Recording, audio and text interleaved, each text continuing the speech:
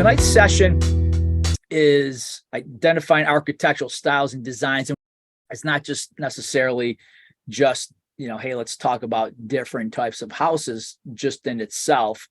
And we're not necessarily taking the approach as a realtor would per se, but it's more or less in evaluating homes. And that's the one thing too, I think a lot of us as home inspectors coming into it, I come from a building background. My dad was an electrician by trade.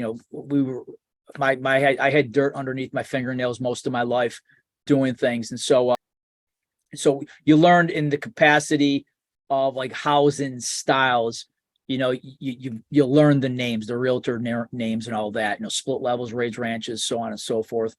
You have colonial, you have contemporary colonials and all that, just all the different titles of homes.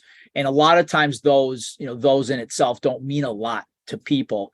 But if, in recognizing styles and at least names, as a home inspector, you get a sense of what to anticipate. I had a realtor's license before I got involved in home inspection and building our houses. We used to sell houses too. We would list the properties, the homes of people who came to us to build a house. And so I was messing around with real estate before I got involved in home inspection. And going back then, pre-internet days, we had something, and still available to this day, the MLS, which was basically the database of homes that were listed for sale. As someone who kind of backed into the home inspection industry, I really had no awareness of it, to be honest with you. That was, we did rent when I first got married. We did rent in the beginning, and in the very, very beginning, we actually stayed in our model home for about half a year. That was interesting, but cheap rent, right? We went and rented for a while, and then just built our first house when I first got married. So, as far as like really going out there and interacting, looking at existing houses, I went right into the new housing market myself. And so, interacting with gathering information, the MLS was the crown jewel of information out there for homes.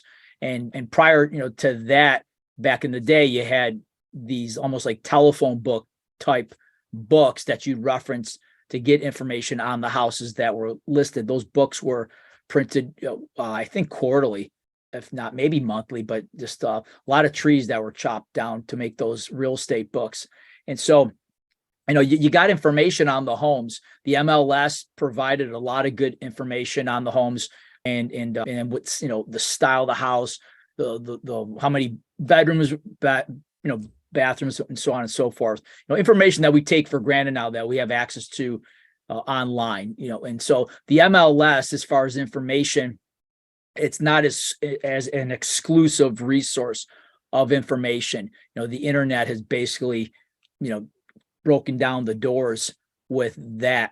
And as we look at, as far as information out there, a lot of it is predicated on the information that is out there, but then ultimately, how we apply it.